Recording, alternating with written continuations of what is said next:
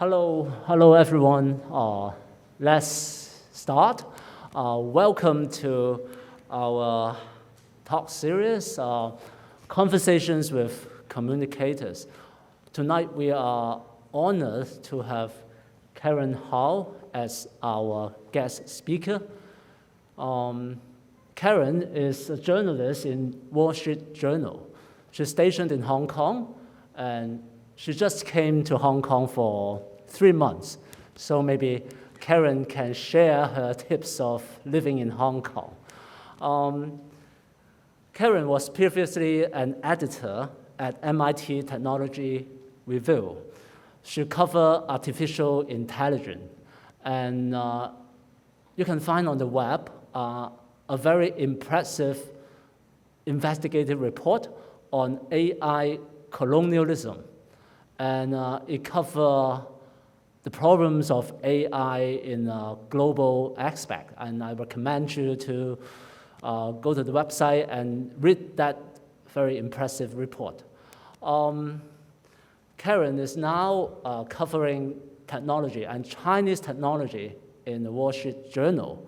Her recent coverage includes cyberspace regulators in China, data leaks in China, and many other regional political issues. Karen has received numerous mirrors and awards for her coverage, including an ASME Next Award for Journalists Under 30 and several Webby Award nominations. Tonight, Karen, not only will Karen tell us about the current issues in Chinese technology, and she will also, more importantly and more broadly, tell us the importance of storytelling and how to ground and embody your ideas into concrete story of human existence in our world that is getting more and more complex. So, Karen, it's your floor.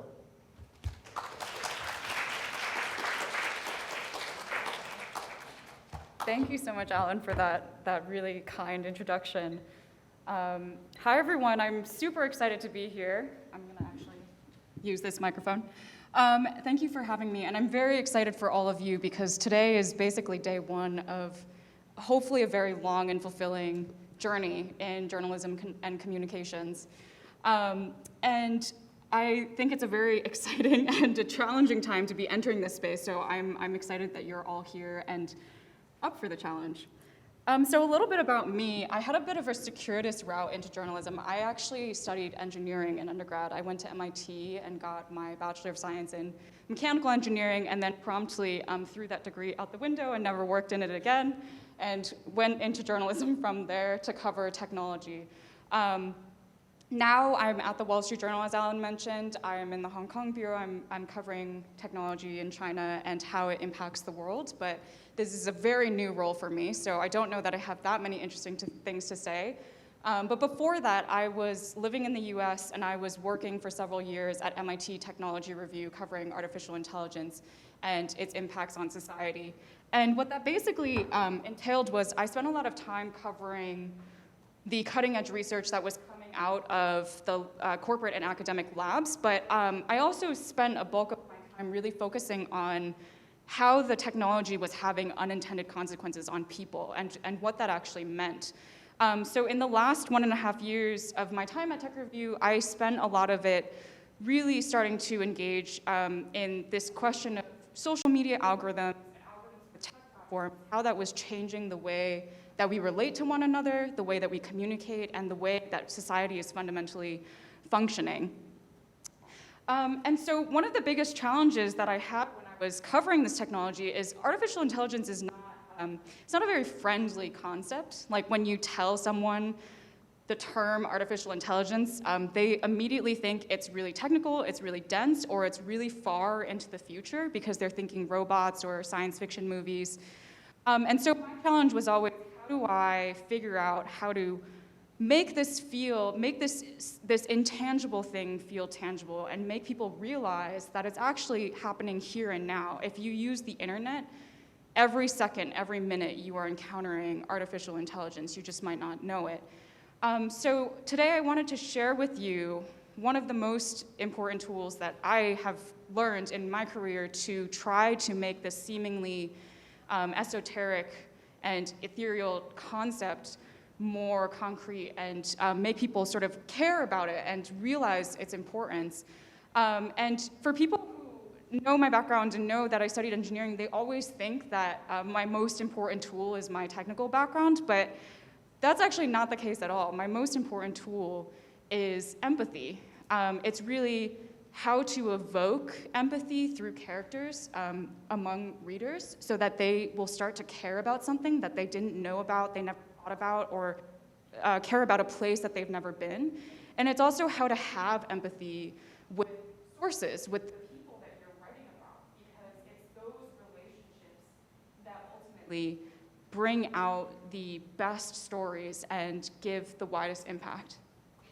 Okay, so the first story that I wanted to talk about is one that was in the series that Alan mentioned. It's a series that I published earlier this year that was on the idea that artificial intelligence is creating a new colonial world order.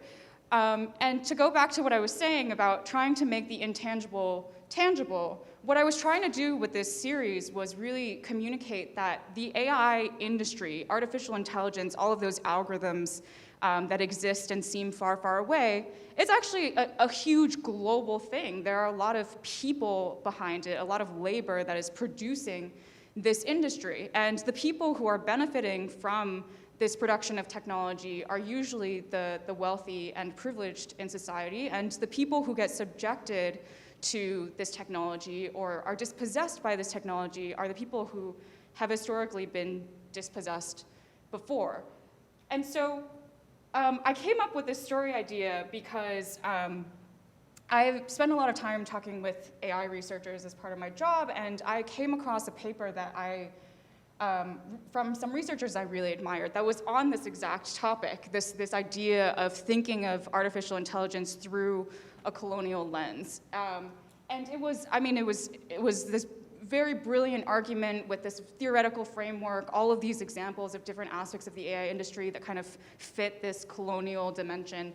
But it was very academic and very dense, and it was really hard to visualize what this actually meant. And so for me as a journalist, as a communicator, I was thinking, like, how do I get the public to care about something up here by bringing it to down here?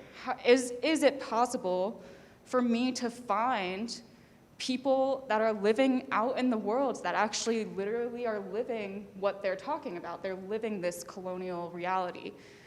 And so if you think about, one of the aspects of the paper talks about how the AI industry is really fueled by a data supply chain. So when you think about AI today, it actually has to learn from a lot of data.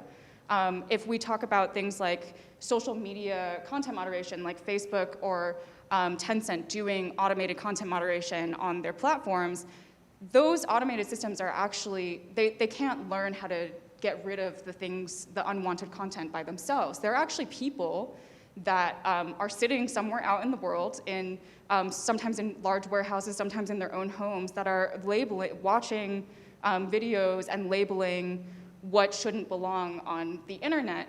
And there was this report, this amazing report about this phenomenon from the journalist Casey Newton that was specifically about Facebook content moderators and how they essentially lived their day-to-day lives in trauma because they saw so many violent videos on a day-to-day basis that they had to then teach the algorithms to recognize what a violent video was so that they could remove it.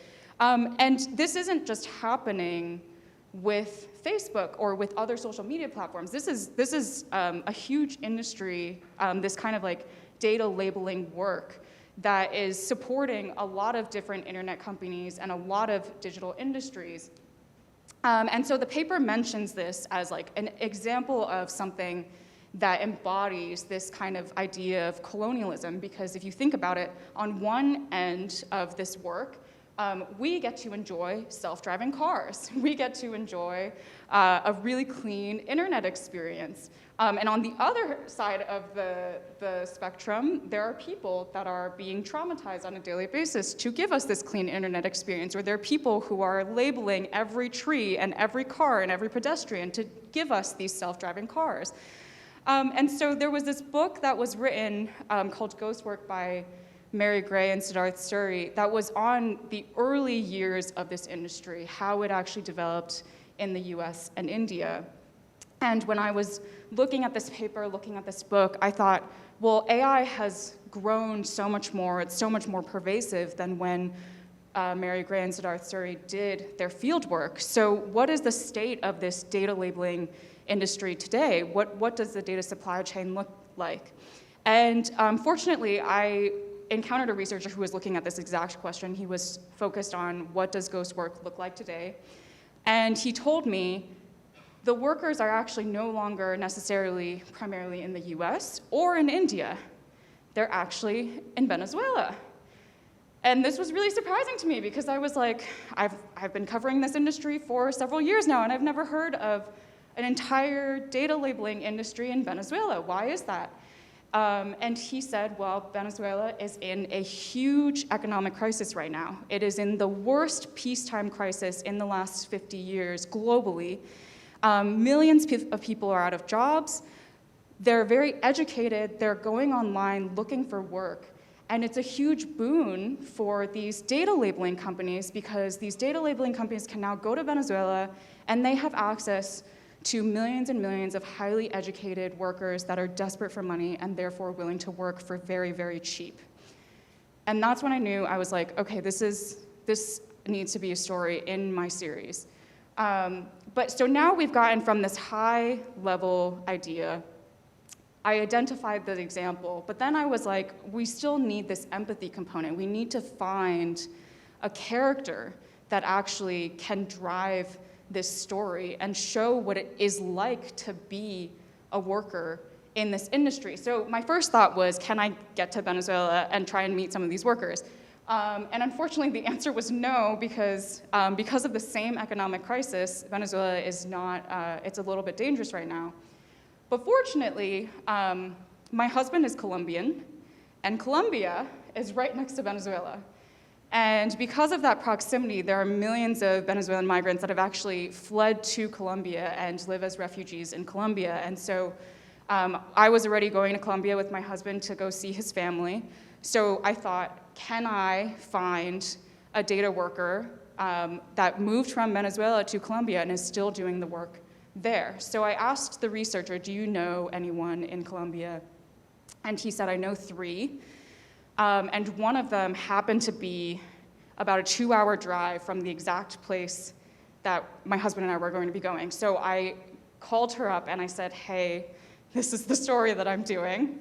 Can I come see and visit your home and see what your life is like? And she said, please come, and I would love to have you. So a few weeks later, we were in this small town in Colombia called Caldas. And it was a very surreal moment for me because I had sort of conceived of this story completely in the theoretical. The theoretical question I had asked was, can I actually find people in different far-flung corners of the universe to embody this idea of AI colonialism? And here we were driving through the mountains of Colombia to see this woman who lives far, far away from Silicon Valley, and yet somehow her life has been completely wrapped up in this industry that she's never benefited from. And so this is Oscarina Fuentes. This is the woman that we met. And we spent about 6 hours with her just really trying to understand her life story and understand what her day-to-day was like. A couple of those hours were actually in preparation for the trip, so we had several calls with her, but then we spent about 3 or 4 hours in her actual apartment, in her home with all of her family and her dogs, and just asked her to show us what she did on a day-to-day basis. And Oscarina was sort of the perfect embodiment of what we were looking for, and exactly the type of character that I had hoped to really show readers who have never thought about this before that these people are real and you should care about them and have empathy for them. Because she was actually also an engineer by training. She had studied engineering in Venezuela, and she was on sort of the fast track to work at the state-owned oil company. And if you don't know, for context, Venezuela's economy essentially rides on its state-owned oil company. And when the oil company started faltering, that's when the economy started going down. And that's when inflation, hyperinflation, really started rising. And so by the time she graduated from her master's in engineering, she had a job offer to go work at the state-owned oil company, but it no longer paid her enough to even cover her living expenses. So she ended up coming to an online platform called Appen that was essentially facilitating this kind of AI data labeling work. Companies would post their tasks onto Appen, and then workers like her would log into this platform and pick them up and do them.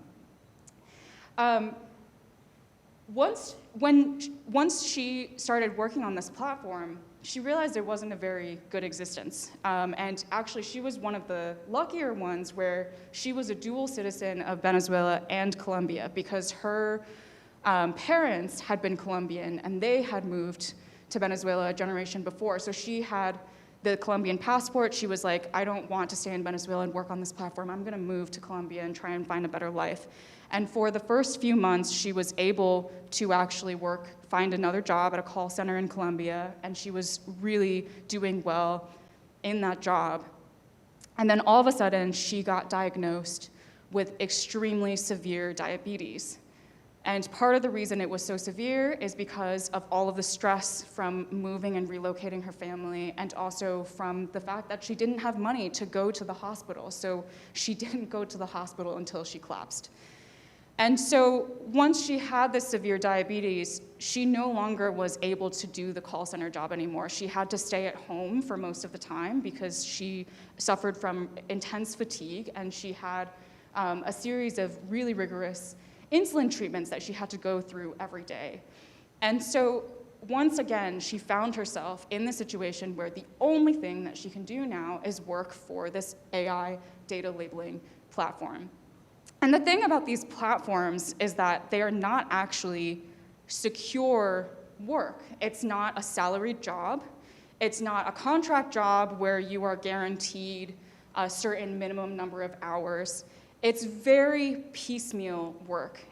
It's very much like being an Uber or Didi driver, but actually worse, because not only do you need the job to appear for you to then have the opportunity to even do it, you're also competing with millions of other people who are desperate for money to get that one job on the platform. And so to be successful at this job and actually earn enough for herself and her family, she had completely changed her life to be tethered to her computer day in and day out. She'd become too scared to go outside for walks because there were a few times that she went out for walks and then a task arrived and she sprinted home to try and claim the job, and she was too late and lost out on hundreds of dollars, and that was her income for the week that just was gone. And she also she showed us this plugin that she had on her web browser that sounded an alarm every time a task arrived. So in the middle of the night, she would turn the volume on her computer up so that if a task arrived at 2 a.m. or 3 a.m., it would wake her up and she could claim the task and do it. So this like completely changed her life. It was not like a good existence. And this was what millions of Venezuelans were doing. So we used her story to really anchor the investigation into this larger data supply chain that was fueling the AI industry, and really pushed forward, helped people visualize what it actually means when we say that there are people doing so-called ghost work to help us on the other end have this clean internet experience, have these high-tech self-driving car experiences. And ultimately, when we published the story, the #1 piece of feedback that we got from readers was, wow, we didn't actually know it was that bad. And this came from readers.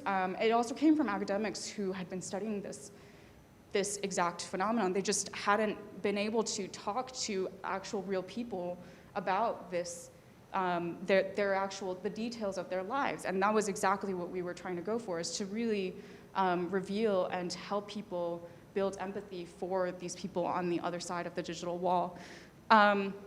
When we published it as well, we actually translated it into Spanish and sent it back to Oscarina so that she could read it herself. And she was very moved by the experience because she had never really had a chance to have her voice be heard before, and she felt like it was the first time that she had been seen after being invisible for so long. And so we actually chose to end the piece with a quote from her. When we went to visit her, she asked her uncle to take this photo of us. And a few weeks after we left, she sent me a text with this photo and said, please don't forget us. So we ended the piece with her sort of saying on behalf of all of these ghost workers, these millions and millions of people, like, don't forget about these people. You should really care. So the second story that I want to talk about is an earlier story that I wrote that published in 2021. I spent about 9 months on this piece, and at a high level, it's really about Facebook's impact on society and how Facebook essentially enabled viral misinformation and is really starting to erode public discourse, starting to erode the US political system, starting to erode political systems around the world. But again, sort of, that's the very high level idea that's written about many, many times. But I really wanted to tell the story through the eyes of an individual, and that individual ended up being Joaquin Quiñonero Candela, who was a Facebook executive running their responsible AI team. And it was one of the teams at Facebook that was actually trying to fix this problem. And the way that I came to Joaquin as a character was very different from how I met Oscarina. So with Oscarina, I had sort of this big picture idea already in my head and worked backwards to find a person that could drive the story. In this case, I was actually introduced to Joaquin by Facebook's communications team. So they had reached out to me because they'd read some of my AI coverage, and they asked, would you like an opportunity to do an in-depth report on some of our AI work? I was very curious. I didn't really know what Facebook was up to, and so they set up a series of calls with all of their executives one by one on their AI organization. And Joaquin was the last one. He had a very interesting background. When I was prepping for the interview, I noticed that he was the man that sort of had been responsible for turning Facebook into an AI company. So he was the one that had built the team that engineered the social media algorithms that then target users with ads, that then change the content that you see on your news feed, and ultimately that increase the engagement, user engagement, and make you more addicted to the platform. So he'd done that for a few years, and then he had started this responsible AI team that was supposed to then fix these problems. And I was just really curious. I was like, how did this man go from this point to this point? It's just a very interesting story. And I thought, is it because he feels guilty? What's going on here? And that transition to me also felt like the perfect avenue to talk about this higher level idea. There was this big conversation happening in the US about social media and how to regulate social media and what it was doing. And so I thought maybe this is the character to tell that kind of story. So this was at the height of the pandemic in the US. So I never actually had a chance to meet with Joaquin. I just had a lot of video calls with him. But I told Facebook Communications, I want to specifically focus on Joaquin and his team. So they set up a call once a month with the both of us for about 7 months. So every month I would just check in with him and talk to him, and we just had a very wide-ranging conversations about his life, his upbringing, his values, what he was doing at Facebook, what he thought about the things that were happening in the news that were sort of pinned on Facebook. And actually during this time, in the 7th month, the January 6th Capitol riots happened. In the news, people were saying, like, you know, it was Facebook that actually played a really big role in helping these people organize, and it was Facebook that helped amplify a lot of the political misinformation that motivated these people. And so I sort of had a chance to also talk to him in real time about how he was thinking about the company that he worked at and the platform that he had helped build, and what that was doing to the world around us. Ultimately, through the conversations with him and through dozens of other conversations I had with current and former Facebook employees, this very clear story emerged, and it was not actually the story that Joaquin would have hoped emerged. And the story really ended up becoming that Facebook had repeatedly failed to fix its problems. It had repeatedly failed to prioritize fixing its problems, and not just that, it had also suppressed work at the company that was trying to fix these problems. And a lot of that came from me checking in with Joaquin on these regular intervals and just seeing his team sort of slowly get sidelined over time, because the company was so much focused on prioritizing growth and on prioritizing profit. And so ultimately, I ended up telling that story, and it was probably one of the hardest pieces that I ever wrote, because it took me about like 7 drafts to really figure out how to balance telling this bigger picture idea and telling a story about this company, but through this very particular individual's eyes. And it actually was also, I felt like it was it was very important to also tell the story through his eyes, because he was of the system. He was a senior executive at Facebook, and to tell the story of how Facebook was sort of not successfully doing what it said that it was trying to do through this man's eyes actually completely changed the way that the story was typically told, which was just the impact on the ground. So I was able to sort of explore the inside story of how this really went wrong. And one of the things that I learned in the process and really tried to highlight in the story is that it's very easy to conceive of Facebook as an evil company trying to do evil things. And in Joaquin's case, like, I had enormous respect for him, and he had a really strong values, really strong moral compass, and he was really trying to do the right thing. So it was this really, I tried to really weave this like nuanced thread of like, how is it that there are actually quite a lot of people like Joaquin at Facebook, and yet we're still ending up in a place where it's not actually successfully fixing its problems. So the role that empathy played here, when we go back to the idea of empathy, there's 2 different types of empathy, right? There's you using a character to evoke empathy with the reader. And in this case, it was different. It was about empathizing with the person that I was writing about, putting myself in his shoes and really trying to understand the decisions that he had made along the way, even if I didn't necessarily agree with the outcomes of those decisions. And I think ultimately for this piece, empathy ended up having 2 important impacts. One was that it really helped me preserve my relationship with Joaquin. When the story came out, it was not at all the story that he had thought was going to come out. He was actually really devastated by the critique that I had made on the company and on his participation in the company, and he actually didn't speak to me for many, many months. But after a few months, he decided to leave Facebook on his own terms, and then after a few more weeks of space and time from Facebook, he then ended up giving me a call.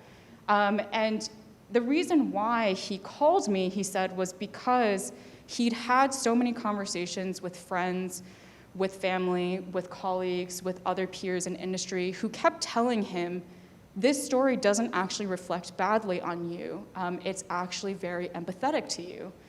And so from that first conversation where we reconnected after the story, Joaquin and I were able to slowly rebuild our relationship. And about a year later, we actually ended up doing an event together at the Harvard Belfer Center, where we talked about the issues that I wrote about in my piece, with him as a former Facebook executive and then me as a journalist asking him questions.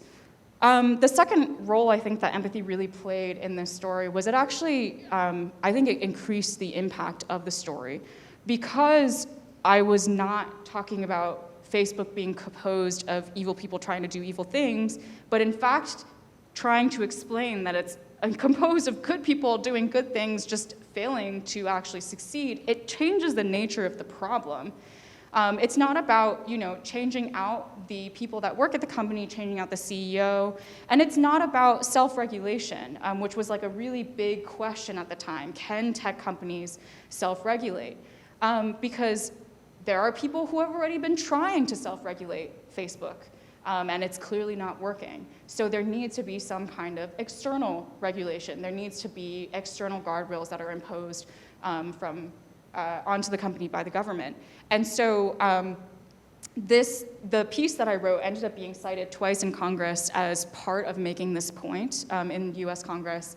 And a couple weeks ago, I actually also was on a call with some EU tech policy experts who mentioned that my piece also really informed EU's legislators when they were working on a landmark social media regulation legislation that actually just passed in July. So in that way, it really kind of helped to demonstrate the more nuances, the more complex nature of the problem that was going on. And ultimately, this piece was also part of a portfolio of 10 pieces that won the American Society Magazine Editors Award. So that was also a really important recognition for me, and the judges said at the time that my coverage was essential to understanding the pervasive impact of artificial intelligence in our lives, and that was exactly sort of what I had been trying to do with my coverage, was really to illustrate the concrete, tangible realities of this technology. So I hope that in the start of your journey, these experiences kind of help you gain a little bit of insight and help you think through what your career is going to look like next. I think the world is growing increasingly complex, as Alan said in the beginning, and as communicators, as journalists, we're essentially on the front lines of communicating to people what this complexity means and helping them understand, grasp, navigate that complexity. And I hope that when you go off into your careers, you'll find that empathy is as important a tool for you. Thank you.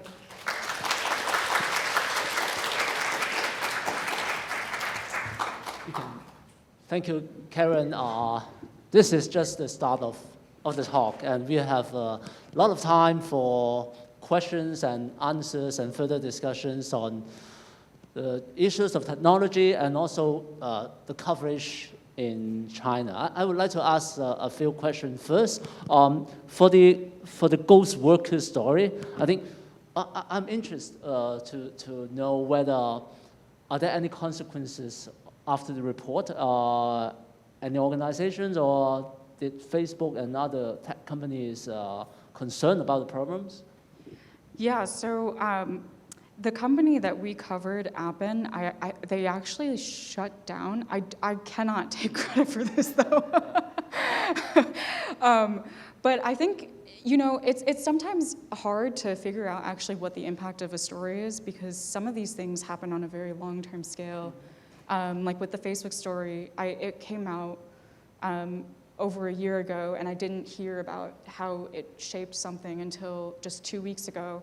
So I hope that somewhere out there are other policymakers that are reading the other story and also thinking about how it might inform legislation. But other than that company shutting down, I don't know what else has happened. So I saw that your previous coverage focused on more global issues and the tech company around the world, but you moved to Hong Kong and you start to focus on China's technology issues. Why? Why you pick Hong Kong and why you pick China to be your specialization? Yeah, so I'm Chinese American. My parents came from mainland, and so for me, China has always been, it's been a curiosity and like an ever-present part of like my family's history and my identity. So a lot of it was actually personal. I had actually wanted to work in China long before I became a journalist. This was, even when I was studying engineering, I was thinking one day I want to move to China and work there. But once I became a journalist, I think it was really natural for me to think about coming to China to cover China. And when I started covering technology especially, I mean, China is leading in technology across many fields and has some of the leading technology companies. So we can't talk about technology in a global context without talking about China. And I felt like, sort of selfishly, that I would be a good person to cover tech in China because I speak Mandarin, I understand technology, and there are not that many people that are at that intersection. So I thought maybe it might be a good way to position myself and get over here. So ultimately, I ended up coming to Hong Kong to start my journey, but I'm hoping that at some point I also will have opportunities to move to Shanghai or Beijing or Shenzhen and actually continue covering technology there. So any new discovery on China's technology issues, and what are the differences if you compare the obstacles or the issues you are tackling in comparison to your work coverage before? So one of the interesting differences that I've noticed is because I was covering a lot of big tech companies in the US, this question of like, what do you do with big tech companies? Like, how do you regulate them and how do you hold them accountable? I mean, in the US, EU, and China, there are three very different answers to this question. In China, the government has not been shy about regulating their big tech companies, whereas in the US, people have been talking about it for years and there's just been no action whatsoever. So that has been really interesting, just seeing how it's like sort of two opposite extremes of the spectrum in terms of like a possible answer or hypothesis for what would be better for society.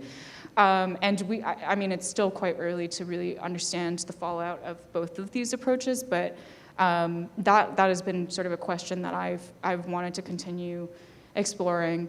The other thing that I am really interested by is just there are a lot of emerging technologies that have become increasingly part of this kind of wave of techno-nationalism. Both the US and China have really started thinking about technology as a way to keep their nations and their countries strong, which has really interesting implications for scientific fields like artificial intelligence, like quantum computing or blockchain, biotechnology. These are traditionally were scientific fields where scientists got to collaborate globally and think about interesting ideas from a very like pure exploratory lens. But because of sort of the geopolitical situation that we're in now, and because of the techno-nationalist sentiment that we have now, a lot of these scientific fields are starting to become more closed off, where countries want to keep the AI to themselves, they want to keep the quantum advancements to themselves. And so I spend quite a lot of time talking with scientists around the world, but especially in the US and China, who feel very sad about this trend. So that's another thing that I've been sort of examining. So there's a lot to explore. I have more questions, but I think I should leave the time for students and professors. If you have any questions, just raise your hand. Hello, Vivian. Okay, I know all the students are shy, so let the teacher start. I want to ask a question which is really daily life. So, how do you use social media yourself? Do you use Facebook? Do you use IG? And what advice would you give to students? Because they are from the generation of living without social media is impossible. Like 小红書 WeChat 朋友圈 right? Yeah. Like they're like addicted to it. So like we old people grow without, like we grow up without internet. So we know what this is without it. But for our students, like they're born with it. But what I observe is in Hong Kong, in China, in US, like a lot of people, I think they have a quite more thorough or like understanding of what social media is. They think they are in control, but they are being controlled. So can you give us some advice from you and let us know how do you use your social media? Yeah, this is a great question. And this is an ongoing question for myself. So after I wrote the Facebook stories, I stopped using Facebook. But I didn't delete my Facebook because unfortunately, it's a really great sourcing tool. So I actually deleted all of my data from it. So if you go to my profile, it just has a photo and there's like nothing else, which was, Facebook also doesn't make that easy. I spent like 6 or 7 hours just like deleting everything. But, and with Instagram, I used to use Instagram a lot, and now I post maybe once every 6 months, sometimes just to keep in touch with certain friends that I haven't been able to see in a while, and just say like, hey, I'm actually in Hong Kong now, or like updates like that. But I don't really use any personal platforms anymore. I use Twitter a lot because Twitter is a very, it's just a very US journalism-centric platform. All of the US journalists are on there, and it's just really helpful for me to see what other people are writing about, talking about. But it's sort of a love-hate relationship where I have to have like digital detoxes every once in a while and just not look at it for several weeks at a time.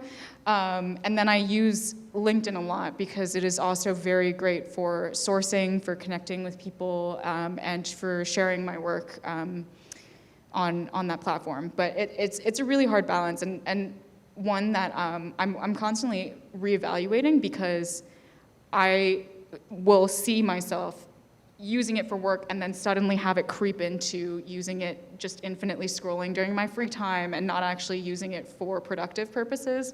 And that's when I'll like shut it off and try to rebalance.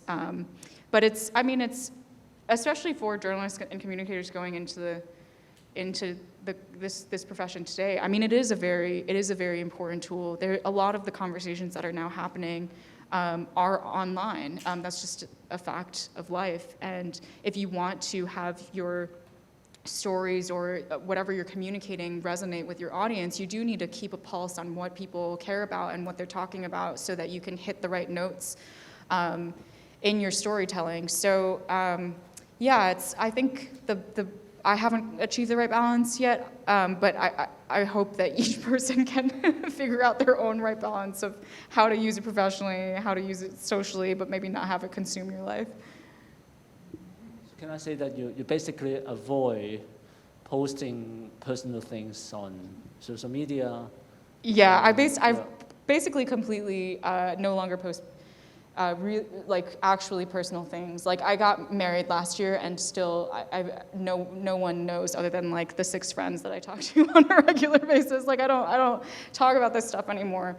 And part of it is because of the coverage that I did with Facebook, but part of it is also the coverage that I was doing with AI in general. A lot of the data that you're posting online is actually being scraped and used to train algorithms, and there's a lot of privacy issues around that. And so the more that I covered these kinds of issues, the more I felt like I don't actually want my like the most personal details about my life to be part of these systems, and to be part of this enterprise. So I don't post any of it anymore. From what you have learned from your coverage, do you have any advice for people here who are using social media 24 hours a day? What kind of alert and precautions should they have? So one of the things that has actually really helped me separate work social media and like not use social media in my personal life is actually when I got a new phone, like when I updated my phone to like the latest iPhone, I kept my old one, and I have all of my social media apps on my old one now. And so now it's sort of a painful experience to use social media, because not only do I have to find that phone, but it's also not as like high tech and seamless, and I don't really want to be using it, using the phone. So that's my tactical advice. Questions?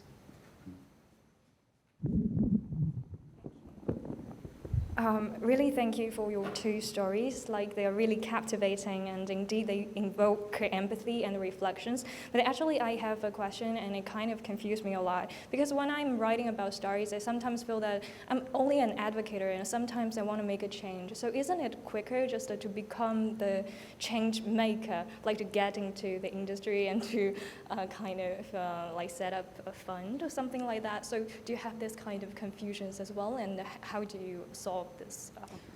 I think about this all the time. Yeah. So I think this question is ultimately like, what is your theory of change in the world? Like, if you want to affect change, what part of the pipeline do you sit at? Like, are you the person who's actually acting and doing the change, or are you the further along, like the person who's talking about the change and then hoping that you will inspire other people to do the change? And for me, I think that just because of personal preference and also because of the strengths and the skills that I have, I think it just is a better investment of my time to be the communicator at the earlier stage of the pipeline. The other thing that I think about a lot is like, is the only difference between these two things just a dilution of the impact that you have? Like, you could be doing the actual thing while you're just talking about doing the thing. But no, there's actually also a unique value to being the person that is talking to many change makers, talking to people across society, so that you can think about these big picture ideas and weave together everything that's happening around the world into these stories. Because when I talk with scientists, when I talk with activists, when I talk with a politician, you know, they have a very specific part of the world that they operate in and that they are an expert in and that they live in, but they don't necessarily have time to jump to other worlds where they could actually learn and exchange ideas with those worlds. So I think communicators are very important in facilitating that kind of discussion. So hopefully you stay a communicator and enjoy your career doing that.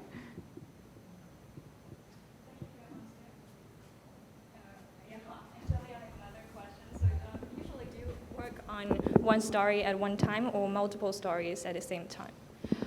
I usually work on like 5 to 6 stories at a time. Yeah. So I think this is part of journalism, like the nature of journalism, is that you're constantly just sometimes you send an email and you have to wait a few days for that person to respond, and rather than sit around and wait, you move on to the next story, send more emails for another story. So a lot of journalism is actually a big waiting game. So you try to parallelize the waiting so that you're not just doing nothing for long stretches of time. Hi, Karen. Thanks for your sharing. And my name is Trevor, and I have 2 questions. So the first is I compare with the US in the context of China. I think many people, as far as I know, actually hold very positive views of technology, AI, or social media. So what's your observations, and how do you think of this? And the second question is, actually these positive aspects are real, even in a universal aspect. For example, like your story of AI ghost worker, like the AI labeling. But one of my peers wrote an article about disabled people finding jobs in AI labeling. So for them, it's actually a decent job that they could do at home which empowers them and provide them with decent salary. So how do you think of this like double sword problem of AI? Yeah, and that's my 2 questions. Thank you.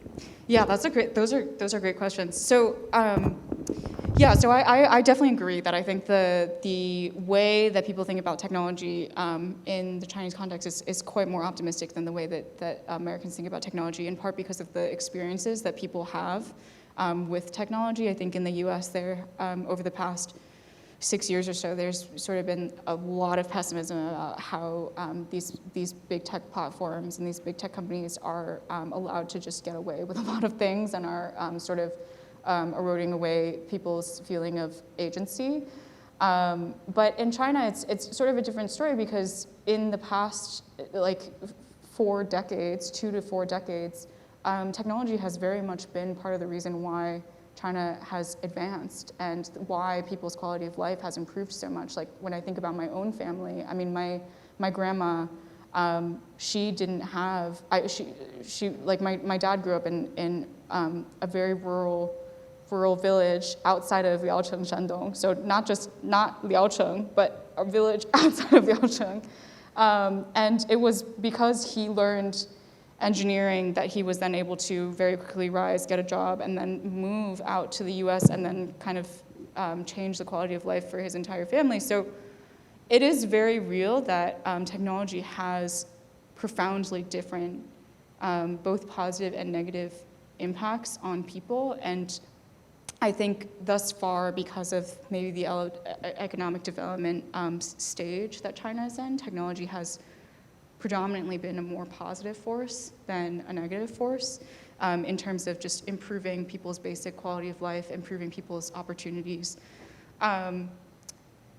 So I guess this sort of ties to your second question of like how do I deal with, or like how should communicators just like deal with this dichotomy? And I think when you cover technology, I think it's just important to understand the context in which you are covering it. Like, what are the, who are the people that are being affected, and what does it mean to them? Like, help them tell their story. So with the ghost worker case, I mean, when I was talking with that labeler in Venezuela, like, she was not having a good time. So I just allowed her to tell her story. But in the case of the workers that have disabilities that are doing this data labeling work, if they really enjoy it, allow them to tell their story too, because they come from a very different background, a different perspective, they have a different life trajectory. So I'm very much of the opinion that you want to give the platform to the people who are experiencing the technology themselves and let them decide whether it's a positive or a negative thing.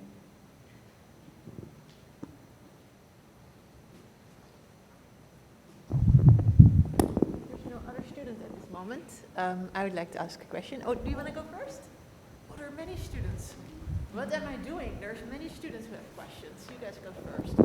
Thank you. Your story is very, very appealing, but I want to ask you about your personal experience of moving from US to Hong Kong and hopefully in the future in mainland. And I'm very interested in the censorship in my university's FYP project, so I want to ask you kind of, are you experiencing the difference of censorship in these 3 different contexts or 2, Hong Kong and US? There might be some difference because, you know, Chinese government is more emphasized on the censorship, but US maybe theoretically is more free and it's just free of expression. Something like that is not existing in China, or maybe Hong Kong is better, but yeah, I have personal experience of this.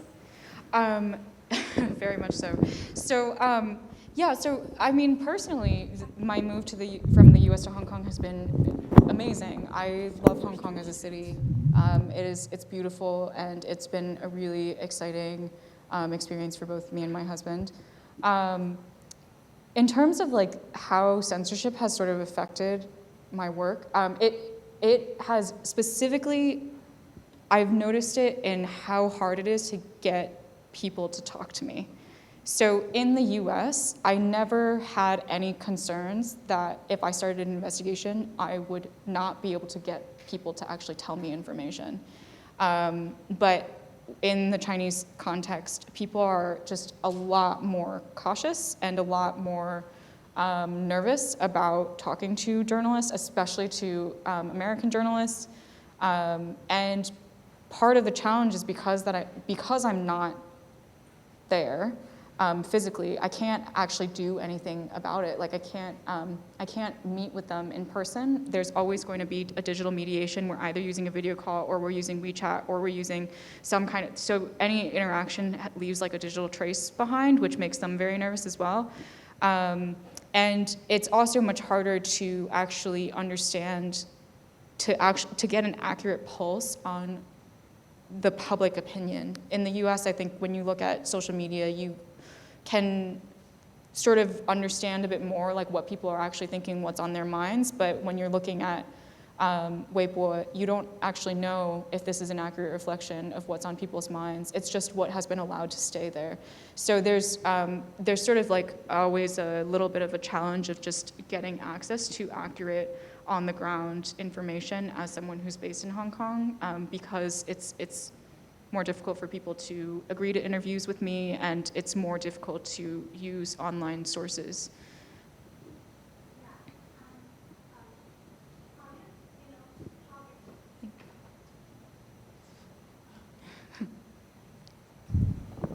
I'm just curious, and you're still writing for English newspaper in Hong Kong, right? Mm-hmm. And your target reader is kind of the same or different when you move from US to Hong Kong? And do you change your writing or your emphasis in the story because your target reader is changed somehow, or it doesn't change? So my target reader has definitely changed from like MIT Technology Review to the Journal, in that MIT Technology Review was a very technology-specific publication, and so we were talking to people who had a lot of technical knowledge. And with the Journal, it's a much broader general public paper, so a lot of what I cover has to be much more simplified, very lay person, as accessible as possible. In terms of like the way that I think foreign correspondents operate in American papers, which I think is part of your question, is like there is, because a lot of our readership is in the US, we do think about how do we actually communicate specifically to US readers, like what is the knowledge that they know, what is the context that they know, and then build from that. So for example, when we're writing a story about an event happening in a particular city, we won't just say the name of the city. Like if we were communicating to a Chinese audience, we would just say the name of the city, but we will say the name of the city and then, how far away it is from Shanghai or Beijing. So things like that, we have to explain to that audience. And there are other ways that it does affect things, like when we were talking about when we're talking about technology developments in China, we need to also explain like why it matters to a U.S. audience. Which, if I was writing for a Chinese publication, I would just say like, this Baidu had a breakthrough in quantum computing, and that's just the story. But like in the U.S., then I have to be like, Baidu had this breakthrough in quantum computing, and this is what it means for the state of quantum in China, and this is what it means for the state of quantum globally, and this is what it might mean for U.S.-China relations. So it's just like a different packaging. Okay. And so if you write for Chinese audience, do you change your angles of the story? Not those details, but angles of say that do you write for Chinese people, for example, compared to you writing for US audience? Do you change the angles of the story to make it more safer? Or because it's under censorship in China or Hong Kong, maybe, compared to US? We don't specifically write for a Chinese audience, right? yeah, Okay. because Understood. Because we don't have that many Chinese readers. Okay. But we do actually, all of the articles that we have, we do actually translate into Chinese, and we do publish them in Chinese, and there is no difference between the there English is version no and the Chinese version. changes because of the target audience is changed? There are no Okay, changes, no. that's very interesting. Yeah. Thank you for your answer. Hey, thank you for your sharing, and your stories are just fascinating. Yeah, I also wanted to ask the question that after you moved from the US to China, did you find any more difficult to find people who are willing to talk to you about experiences openly, like the student just to ask it? So that's also what I'm curious about, but I think I would focus on the corporate side because you have just answered that question. That the Facebook, the PR, the communication team just offered you an opportunity to interview their executives. But I'm also writing stories about the Chinese technology industry, and a lot of time I found those companies, the Chinese tech companies, they just don't care about what you write about them, even though you're talking shit about them, even though you write something really negative or harmful to their corporate image, but they just don't care. I sent them an email, and they just ignored it. I couldn't get any response from them. Have you ever encountered that situation, and how are you dealing with that? Yeah, all the time. Yeah, so so one of the things that has been really challenging. So I think as a journalist or as a communicator, you always have to think about the incentive for someone to talk to you. Why would they actually talk to you? Why would they want to potentially expose themselves to share information with you? And in the U.S., when you're writing for an American publication and you're talking about U.S. people and U.S. companies, the incentives are quite clear because a person working at a U.S. tech company, maybe they want to talk to you because they're a whistleblower and they're really upset about something that is happening at the company, or maybe it's the PR person who really wants to show off something that the company has done. And the audience that they're trying to reach is your audience. You as a US newspaper have access to the platform that they want. So there's clear alignment with why they would come to you. But when you're covering another country, and in my case, when I'm covering China, for a US audience, the incentives are totally different. Actually, there's very little incentive for anyone to talk to me because why would they care about talking to a US audience? Most of the time, for Chinese tech companies, it actually just gives them more pain to be covered by a US media outlet. So in that sense, I honestly, a lot of the conversations that we have at the Journal are just us trying to exchange ideas among colleagues about how to get better at getting people to talk to us. This is a really big challenge that everyone faces day to day. And sometimes, sometimes the incentive is actually just that they just really want to share their story. Sometimes people they haven't been heard in a really long time, and they just, with the Oscarina example, there isn't any real clear line between why she would specifically want to speak to a U.S. audience. She just really wanted to be heard. And sometimes it's because, some of these companies, some of the newer Chinese tech companies, they do actually have an international market, and they want to speak to American publications to get that global reach.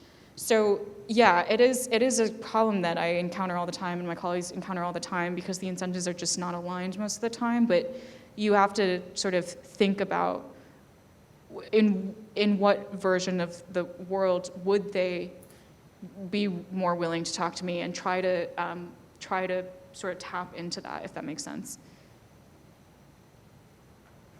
But I think, don't they have incentives to talk to the world? It's not only a U.S. audience. There are a lot of people from around the world reading Wall Street Journal. Yeah, So that's true. Yeah, yes, but I think in the case of Chinese tech, a lot of Chinese tech companies who might focus specifically on the domestic market, they don't actually want to talk to the rest of the world. But for companies that do focus on international markets, that's why they would come to the Wall Street Journal to talk to us. So sometimes when I'm thinking about how to report a story or how to think about a story, I do a little bit of evaluation of how well are the incentives aligned here. Right now I'm working on a story about Chinese companies that are trying to expand globally, so the incentives are more aligned, and it is a little bit of an easier process to get on calls with people. But like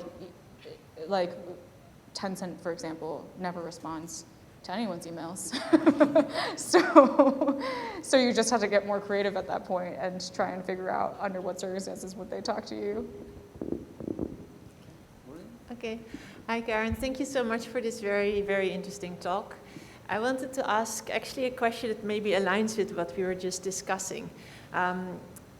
Now you're discussing how you're writing for a particular national audience, and at the same time, technology is such a global phenomenon. So I wanted to ask you, do you think it's desirable or possible to rethink where we have these kind of conversations and at what level they can be actually leading to change? Because on the one hand, we have like national authorities doing regulation, meaning that people in the EU have much better data protection rights than people elsewhere. Same type of worker rights are very unequal across the world. But on the other hand, you can think of, okay, then the global companies, do we need to self-regulate? Well, that sounds also a bit tricky. Do we need to have the UN involved? At what level should we have these conversations? Across borders, yes or no? And what would be a good scenario there? Yeah, that's a really good question. I think about this a lot because, I mean, with the data labeling story and Oscarina, like I was constantly thinking about, like, if I write this story, who am I actually speaking to? Like, which policymaker am I speaking to? Am I speaking to the Venezuelan policymakers or the U.S. policymakers or like the EU? Who is my audience? And I think this is part of the unanswered question around technology regulation in general, is that it is a global phenomenon, but we are organized as in human society in countries, so it's sort of like hard to capture every aspect of. It's sort of hard to comprehensively address global technology issues. But with the Facebook example, like when the EU passed this legislation, it actually doesn't just affect the EU, because the EU is a huge market. So companies are definitely going to want to comply with the rules in order to access that market. And they're not going to build two versions of their products to do that. Like, that's too expensive. So Facebook, Google, if like Alibaba or Tencent, they wanted to comply, they would all need to, or if they wanted to enter the EU markets, they would all need to align with these rules. And actually this happened with the passage of GDPR, which I'm totally forgetting what that acronym stands for, but it was the really big EU data privacy regulation that was passed a couple years ago, and there were entire teams actually in all of the tech giants, Alibaba, Baidu, Tencent, Facebook, Google, Amazon, all of them had GDPR compliance teams because they knew that it would be important for them to comply with that specific region's regulation. So there are ways to kind of get at regulation globally, but it is a bit of a tricky challenge. Any more questions?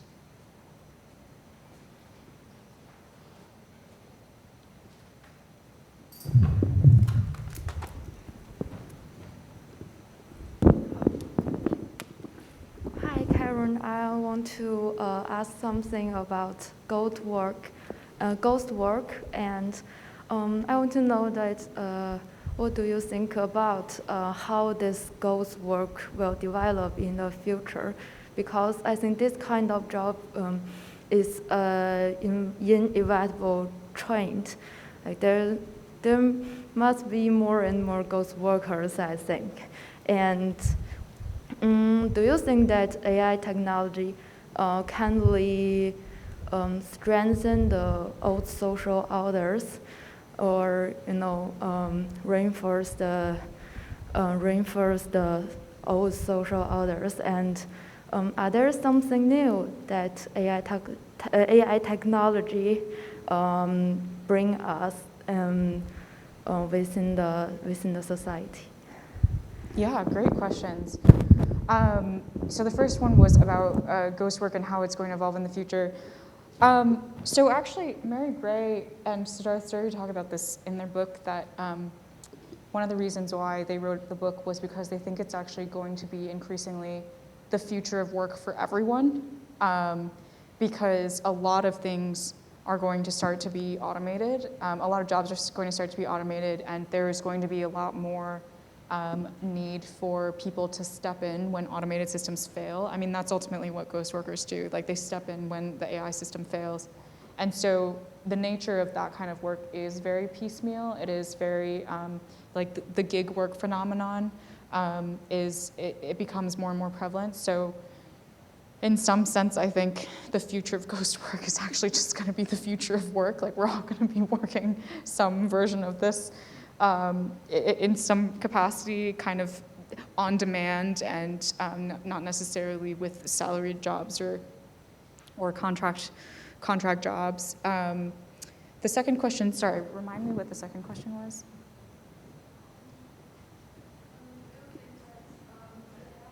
Oh, right, yes, AI. Okay, how does it reinforce the old social order, and how could it also change the social order?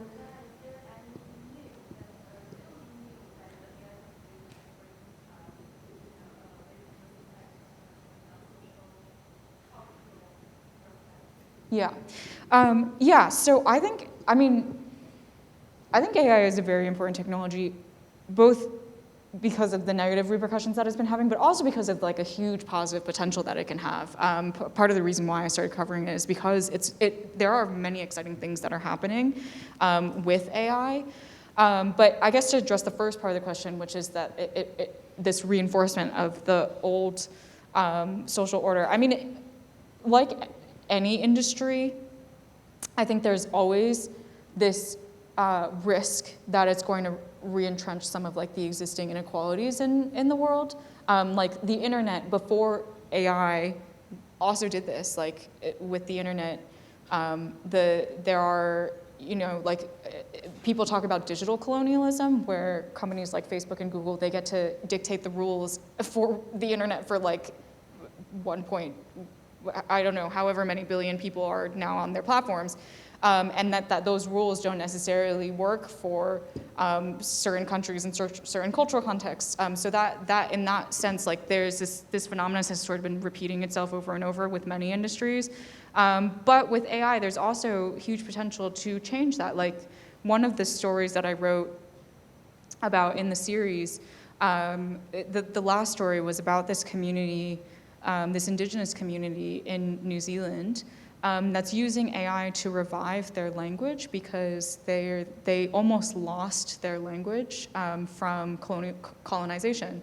And they were using speech recognition technology to transcribe all of the archival radio that they had of their ancestors speaking in Te Reo Maori, the language that they speak, and using that to then create a library of language learning tools that can help more Maori descendants around the world actually reclaim their language. So it also does have this kind of other potential where it can break out of the current social order and the current inequalities that we experience, and actually empower people to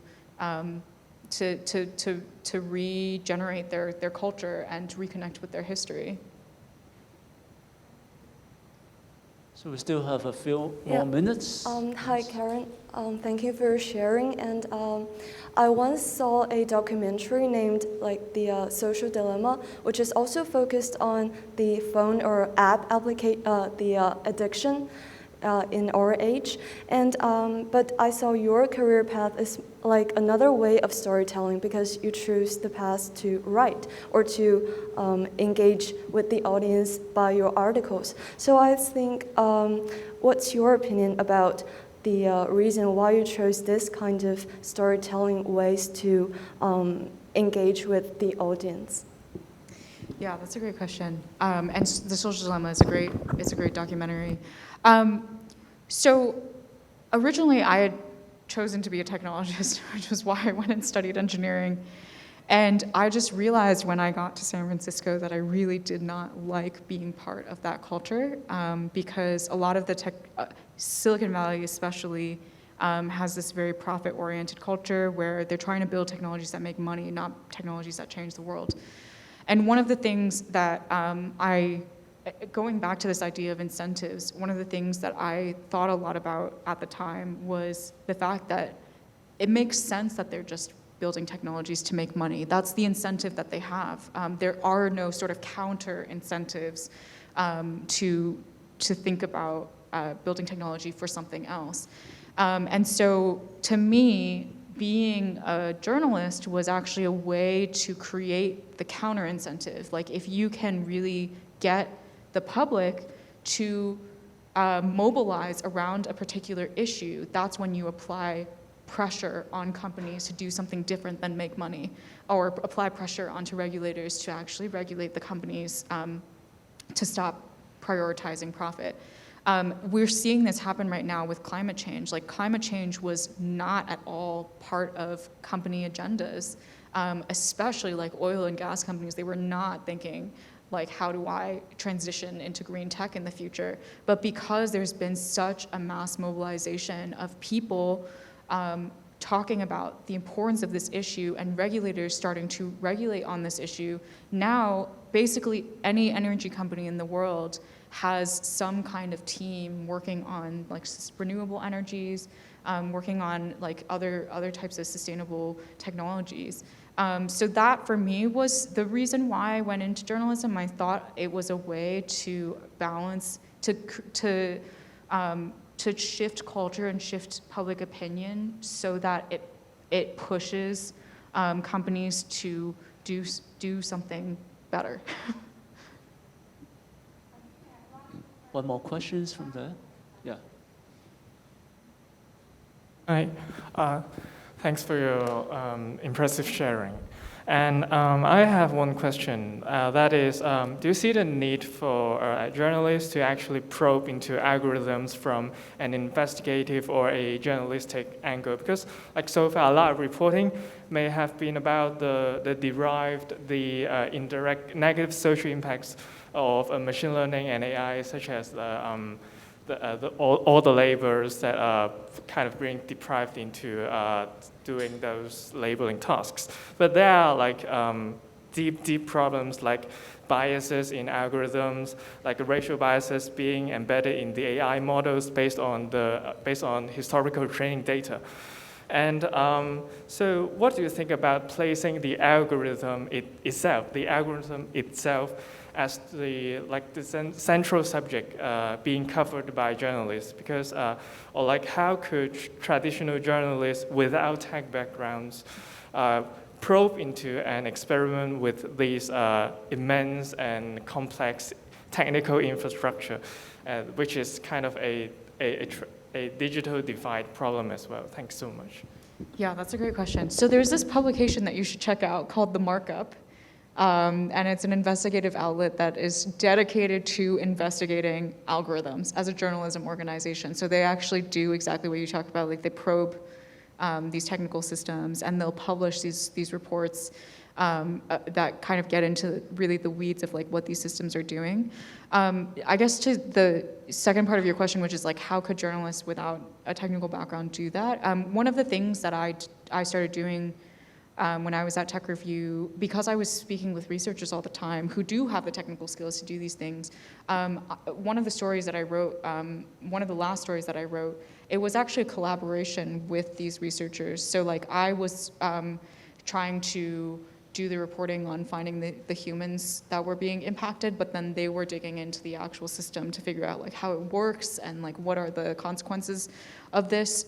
So that's one way, one model for doing it. And I think in terms of like actually, so the Markup does like incredible work. I also think that to go back to the idea of like empathy, sometimes because they spend so much time centering on the algorithm, they kind of forget the people. And I do think that the journalism ends up not having as much impact because people don't quite understand how to relate to the investigation. So I do think there needs to be this balance of doing these deep dives into the technical systems, but also really still finding humans to tell the story so that readers can understand. That's what I... Okay, yeah, please. Thank you. Hi, Karen. It's my honor being the last one to raise question. My question is more generalized because from my understanding, I think the tech sector is kind of dominated by men. So I'm just wondering if tech reporting has kind of the similar picture, and if so, like, how does the perspective from a woman tech reporter has helped in your practice of journalism? Thank you. It's definitely, like the tech journalism definitely reflects the tech industry. It is slightly better, but like, I know sort of the main AI reporters in the US, and I am one of like 3 women out of, like 20.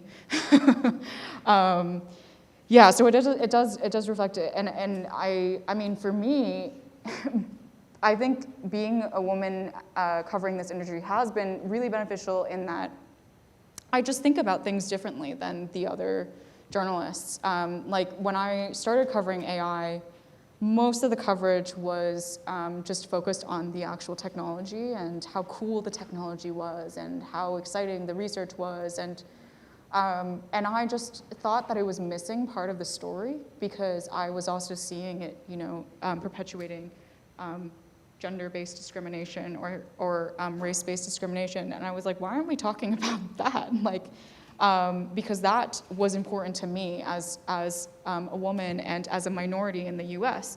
And so ultimately, I think my work really resonated with a lot more people because there were quite a lot of people who had also been feeling this and just hadn't had that need served. So it is very important to cover the technology the way that it had been covered before, but there also needs to be the other perspectives, and often it is the women journalists or the journalists of color, the minoritized journalists that are the ones that are finding those types of stories. And I think the other way that it's really helped me is like with the Facebook story, I'm pretty sure they came to me as a journalist and not another journalist because they thought I would be nice. And that's totally fine to me. Like if that's the reason why I get the upper hand, like I'll take it, and I will just then do my job as a reporter and tell the actual story. So you mean you're a woman, so they think you would be nice? Yeah, I think they thought that I would be a lot nicer to them.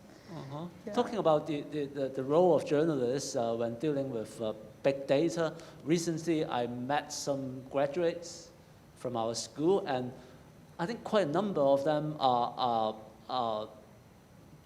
they are not researching big data, but they are making sense of the big data because, the engineers, they know how to scrap the data, they know where to find the data, but how to make use of the data and how to make sense of the data, I think is the journalist's job, and that's our advantage.